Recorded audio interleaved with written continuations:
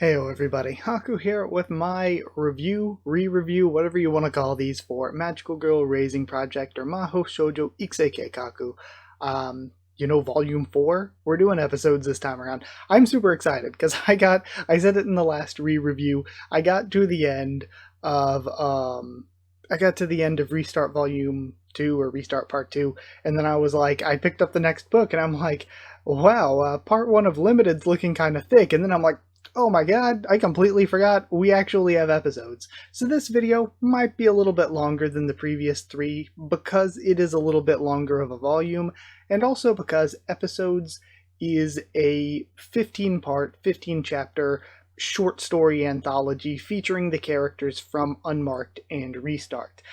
So since it's done in that way, I'm going to go through each story and give just a gist, bullet point, sentence or two what it's about just to refresh you. Though I say review, I know a lot of people, when I watch reviews, it's just like going through the events of whatever's being read. But really, I'm just going to give you the bullet points of that. My stuff is mostly, analysis, my thoughts on it. So I'll give you the quick bullet point of what it is just to refresh you, then I'll talk about my thoughts on it. And at the end, I actually, in my notes, threw together a quick ranking of the 15 of them, so I guess I'll go like least to most favorite, even though all 15 of them are good, so even my least favorite is like, there's nothing wrong with it. It's not bad in any way. But either way, let's just start off from the beginning of the volume and talk about Nemerine's adventure. This one was adapted in the season 1 of the anime. It's the one where Nemerine goes, Nemerine beam, B, and takes out the monster and the little kid's dream, then goes to Swim Swim's dream, and we get some of Swim Swim's motivations as backstory, and also hints at Swim Swim being the little girl. Yeah, personally, this one is very, very fun. I love the part where she fights the giant monster in the little boy's dream, but it also makes me super, super sad. Anybody who's watched my videos for the years that I've talked about Magical Girl Raising Project, I get some heat from this from some people in the comments. There are some Swim Swim lovers out there.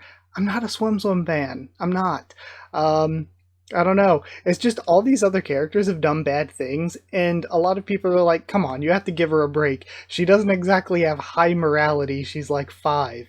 But at the same time, I'm like, I don't know. There's just certain lines that I feel like Swim Swim jumped over that other characters didn't. So excusing her morality aside, it's hard for me to like her when she murdered a pregnant woman, you know? So, yeah, I don't know. This one just, as much as I like it, it just makes me really, really sad knowing where it's going, knowing what happens to both Nemerine and Swim Swim. Neither of them really get a happy ending. Then moving on to the second story. Our second story is The Robot and the Nun. I don't remember if this one was in the anime or not. I think it was. I think I remember it. But it's been so long that at the same time I'm like, am I remembering it because it was in the anime, or am I remembering it just because I first read it so long ago?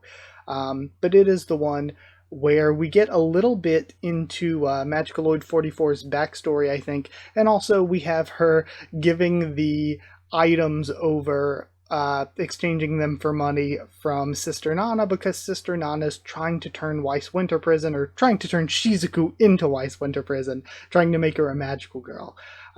It was funny, comedic. I like it, if just for the characters involved. I really love Nana and Shizuku and their relationship. So seeing more of them is good for me, and I really like Magicaloid and her backstory. So really, the story itself is kind of whatever, but I really like the characters involved, which leads me into liking the story. Also pretty sure Lapicelle was involved a little bit. The third story is Producing the Angels, which is about Tama helping Minael and Yunael, basically shooting promotional videos for them, helping to raise their popularity. I thought this one was really, really cute. I like the ending. It was kind of a happy ending for the story. And like I said before, though my first time watching the anime and my first time reading Unmarked all those years ago, I wasn't really a fan of the Peaky Angels. I feel like you're not really supposed to be, for the most part, but on my recent reread, I felt a lot more bad for them. I feel a lot more sad for the Peaky Angels, so this hit harder for me than it did the first time years ago. So I did like that one. Fourth is Zombie Western. Zombie Western was adapted in the anime. I think maybe Producing the Angels was as well. Again, don't 100% remember. Zombie Western was, though. It's the fight between Mary and Alice, Calamity Mary and Hardcore Alice during the events of Unmarked. It's just very good. I mean, we've seen it before in animated form, so rereading it is just like, yeah, it's nice, it's good. The fifth part is Magical Daisy, episode 22. This is the one where Keek sort of disguises herself and produces an episode of Magical Daisy's anime where instead of solving the problems with fighting or violence or powers, they just solve it with like helping others. They solve it with community service. And the episode flops. So I think this one was really nice. What I like about it a lot is coming right off of reading Restart. It lets you see more nuance to Keek's character. It lets you see Keek in a different environment. And I think that's what's really good about Magical Daisy episode 22. The sixth story, I don't want to spoil where I have it on my rankings, but it's a Cherna Christmas. It's super cute. It's about Petchka's little brother and Cherna Mouse going around to collect Christmas food and everything. And yeah, it is super cute. Tears out for Petchka. Yeah, it's so good seeing Petchka again in this situation. We have a reference to Nonoko. It's just really, really, really good. It's cute, it's sweet, it's happy. I love it. The seventh short story is Wonder Dream, and it's about the training of Masked Wonder under Nemarine within the Dream universe, showing that Nemarine is still alive within the Dream universe, I guess.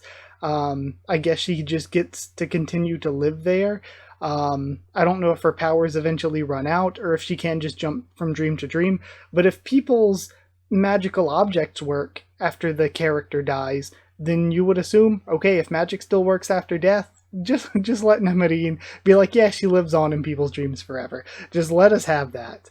I think it's one of the hardest hitting to me, not just because, again, we've read Unmarked, we've read Restart, we know what happens to these characters, but it's just so sad and kind of beautiful the way that we learned that they were cousins, I believe, and Nemarine was doing all of this for Masked Wonder, and we get the Masked Wonder backstory, and who she is as a human is not at all what you'd expect from who she is as a magical girl in Restart, and we never really got to know her as a person there, like we did with so many of the other characters. I really, really, really love the way that it's done, and it kind of feels so hollow in the end, knowing that it would be one thing if Nemarine did all this training and Masked Wonder continues on in the story as a present, or as a, like, presence. Yeah, that's what I was trying to say. Continues on in the story, but knowing that she also dies, it's like, it's just really, really, really rough. But yeah, Masked Wonder's backstory I put in my notes was there. It was really good. The eighth story is At Nyan Nyan at End City, or At Meow Meow at End City. I'm just so used to saying At Nyan Nyan. It has really nice references. It's about At Nyan Nyan going around End City and delivering magical phones to the girls that were there already for the events of Unmarked, the people that are taking place in Cranberry's exam. So yeah, it's really good. There's a lot of nice small references, a lot of really good character stuff. One thing that I wondered the whole time, though, is what's up with the accent? Because it's not even like a, unofficial translation thing. In the official translation, she has the sort of Chinese accent, or at least they try to present that as best they can in the form of text. But she has a Chinese accent throughout all of Restart, and then I'm just like, accent Doko, where'd it go? Because then I read episodes and she doesn't have the accent, and I'm like, is the accident a part of her losing her memory? But even then, that doesn't make sense because she would have lost her memories. Here, is it a part of her semi getting reminded of them? I'm like, where'd the accent come from? Where'd the accent go? Where is it in episodes? That's one thing I thought while reading this. The ninth story is Come and Play with Top Speed. It's about Top Speed having to give a ride to Swim Swim to get her to a meeting with the rest of Ruler's group. It's a nice, fun little story, but all I could think the entire time is, fuck Swim Swim. Top Speed deserved better. Is all I could think the whole time. Just pissed me off. The 10th story is Akane and the Happy Magical Girl Family, which is an Akane backstory. Also, I should mention, I didn't mention it, I missed it before, but I put that episodes 6, 7, and 8, A Chair and a Christmas, Wonder Dream, and At Nyan Nyan at End City, those 3 should probably go in the Restart anime somewhere. Chair and a Christmas might be one of the harder ones to do, I feel like, pacing-wise, but Wonder Dream I think you could pull off. And especially I think Wonder Dream might work better as a story before Masked Wonder's death. So if that does get to make it into the anime, then it actually might make better sense pacing wise to put it in the anime so that we can put it before the death. Because in the light novels, you read it after the death, and it's like, well, Master Wonder's already dead. But actually getting it before that could be a good thing. So I think those should go in. And At Nyan Nyan at End City is difficult too because of the Children of Cranberry stuff. That's a big, crucial part of the plot for Restart. So it's like, where do you slot that in without giving up too much of the hints about the Children of Cranberry stuff? So I don't know. Either way, I was on Akane's backstory, story 10. It's a really good backstory. It's about her and her family leading up to before the we still don't get to see what happened like actually during her exam and the aftermath with, I think she was the one that attacked in the hospital they mentioned in Restart. It was either her or Nyan Nyan that did that, but I think it was her. So again, it was good. I don't know if they should find a way to put it in the anime somehow, because again, it's one of those things where Akane dies so early in Restart that I feel like maybe giving too much of this backstory could ruin too much of the surprises for the future, and maybe Restart just works better if Akane is a more mysterious character. So I don't know if they should adapt this or not. The 11th story is really, really great. It's Night on the Day of the Offline Meetup, where we have Sota transforming into Lapicelle to go to a Magical Girl fan group meetup. We have Yumenashima involved. We have Melville involved. And it's really, really good. It's one of my personal favorites. It always has been. So, I don't know. I really loved Sota / Lapicelle here. I think it's one of the character's best showings, just getting into the headspace of the character here, more so than even Unmarked. Yumenashima is always fun. And if there is one criticism I could have for it, I feel like it would have actually benefited them to have, because Melville is helpful. Melville does good things. I think it would have been helpful if they made Melville even more good here, just to show another side of her, just to be more nuanced with the character. After seeing the things that Melville did in Restart, I think if they cranked up Melville being good or helpful just even a little bit more to give the character more nuance, it would have been even better. But then we have story number 12, which is The Case of the Missing Beef. The Maid Saw It. It's extremely good. It's about Detic Bell's human self chaperoning, I guess, a sort of summer camp, day camp kind of thing, where, or I guess it's somewhat like a field trip even, a retreat maybe, but then Noko-chan's class is there. And it's so good because we get to see more Detic Bell, and our character is very, very good here. And you get to see the kid side of Noko-chan. You get to really see how immature Noko-chan can be, how normal she can be. Some stuff that we got a bit of. We get a lot of humanizing stuff for Noko-chan in Restart, but we get so much more in this story that I think makes the character even better. It just does really, really good stuff for both of the characters. I feel like this one is one that kind of absolutely needs somehow to be put into the anime, just because it is that good and it would work that well. The 13th story is Magical Illegal Girl. It is Ripple versus Rionetta. There's stuff involved with like Flez's grandfather and the Yakuza, and it's all very, very fun and very, very good. Ronald and the Colonel are very funny. And just the way it all ties in with the Flay and grandfather stuff is really cool. They do mention that Flez's grandfather is dead in Restart though, but he's mentioned both here and in the next story, so his death had to have been like really recent then, if he's dead by the time of Restart, because this was not long before Restart. He had to die within weeks of Restart beginning, you would think. But I think there's another one that would be very fun to include in the anime, get a little bit of Ripple in the anime for season 2, and just have some fun. I think especially like the Ronald McDonald and Colonel Sanders knockoffs that they could use would be very, very, very funny. Sadly, it's one of those things where how much would they be able to do it? Because copyright stuff in Japan is like so much weirdly stricter than America. It's like some countries, they don't care at all. And, for better or worse, I guess, like, on the one hand, you're like, people's intellectual property is being stolen. On the other hand, there's hilarious knockoff merch, and you go around, like, Latin America to all the restaurants and have just random characters painted on the sides of the building, and it's amazing. But then Japan, very much the opposite. Even like parody or fair use is like just really stringent and really strict. Not so much a thing. So I feel like they wouldn't really be able to. They would have to make them look way different, which might take away from the joke a bit. I don't know. Either way, I just think it would be fun in the anime, but maybe something that they wouldn't try to do. The 14th story is Memories of the Blue Magical Girl. It's a girl recounting her memories of Blue Comet / Second Lapis Lazuli, and it's very, very, very good, but very sad and bittersweet. And in the end, she gets the memories erased, so it makes it even sadder because it bums me out so much. It's like she can't even remember her. We don't even get people to remember Blue Comet like that.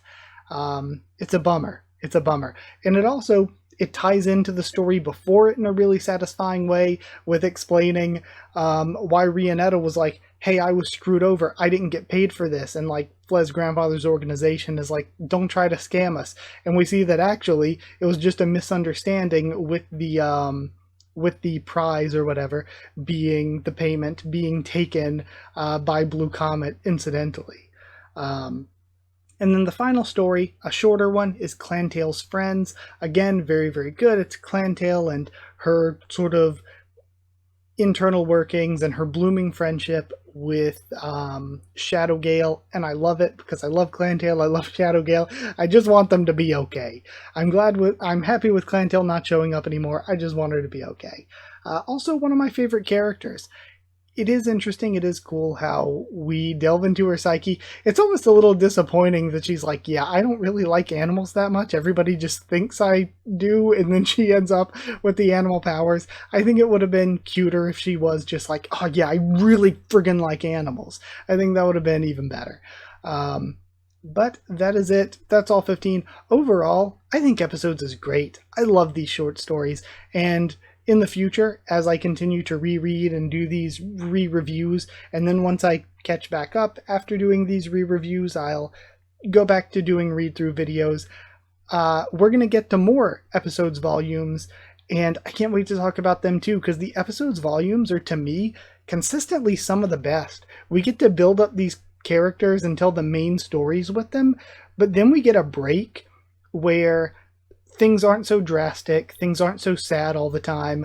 We get more positive stories with them, and not only do we get more positive stories, but there's a lot of really great character work done in a lot of them, especially some of the ones I'm thinking of in the future that are in the episodes like Phi or Sigma, or I don't think I've read Delta yet because that's past where I've gotten.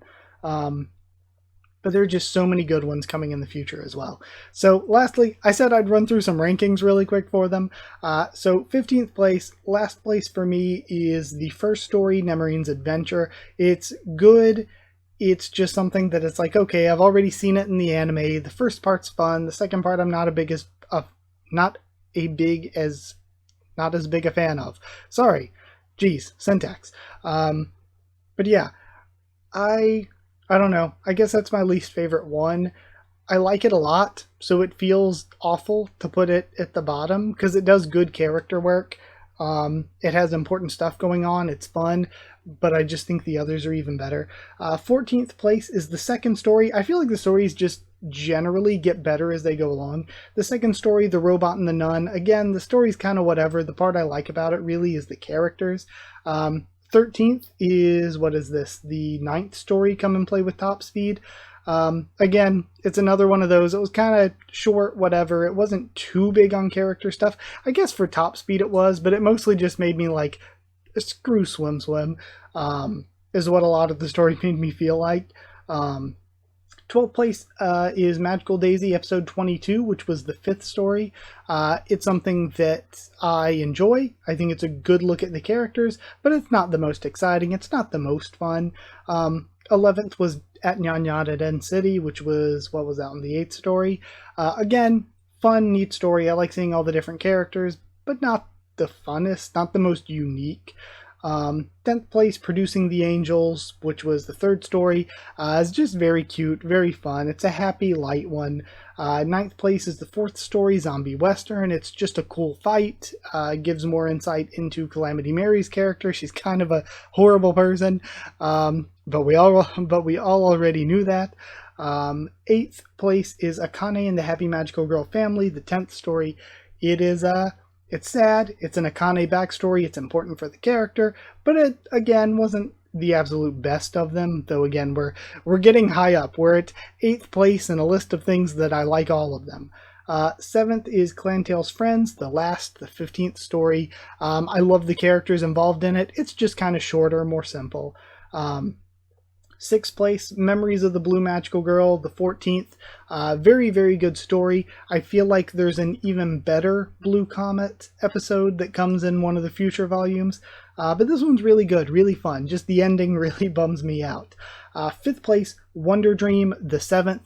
I think tells an incredibly good story. It connects together characters from different arcs really incredibly well. It's just a good story. And 4th, Magical Illegal Girl, the 13th. Tons of fun, exciting. We get to see Rionetta and Ripple interact in an unexpected way. 3rd is the 11th story, Night on the Day of the Offline Meetup. I just personally really love this one. I like seeing La Pucelle like this. I like the inclusions of Yumenashima Genocycle and Melville. I just really personally like that one a lot. 2nd place, I would give to the 6th story, A Cherna Christmas. A Cherna Christmas is just so cute and so good, and I do hope they find a way to put it into the anime somehow. I just really do enjoy that one. And again, when I do my character rankings, Cherna Mouse usually isn't very high. I'm not a big Cherna Mouse guy, but this is just a really good story. In first place, my favorite of all of these was The Case of the Missing Beef, The Maid Saw It, which was what, the 13th story? Or 12th? 12th story. I love this one. I love it so much. Getting to see this other side of Noko-chan developed out incredibly well. It's just a really well told story. It's nice and contained. It does everything right. It doesn't overstay too long, but it's just long enough. So it's like, it's not one of those ones where I'm like, oh, that's too simple. Plus we get more Detic Bell, which is wonderful. It's just a really, I've said it for so many of these, a really, really good one. So yeah, I loved all of these. Thank you for sitting through both my review of it and my ranking, my rambling. Thank you so much. Gonna go ahead and move on to Limited now. We're gonna work on Limited Part 1. So yeah, like I said, once I manage to get through all of these, I'll be doing read-throughs again. Thank you so much for sticking through all of this. I just thought that doing this re-review series would be a nice way to come back into Magical Girl Raising Project after a break. I'll try to be, less long between videos. I've had notes prepared for this one for probably like a week or two. Just haven't had time to actually make the video on it. So thank you so much. If you did like the video, comment down there. Tell me what you thought of these stories, what your thoughts are of my thoughts. What are your rankings? What are some of your favorites or least favorites? Let me know. We can talk in the comments. We can talk on Twitter if you want. We can talk on Discord if you want. All you got to do is ask and I can give you a link to the server. It is free and open for anyone if you want to talk there, but I'll talk to all of you anywhere. I really enjoy it. If you'd like to help support the channel, a super thanks would be amazing. It'd be super. It'd be great.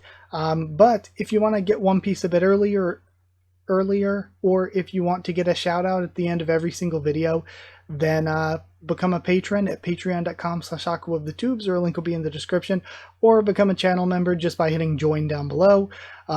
Channel members, patrons, get a shout out, get One Piece a little early. So thank you, huge thank you to the people who are patrons and members. Thank you to Chosen Regular, Evan Hawley. Thank you to Magical Girls, FR Nono and Smeller Dog.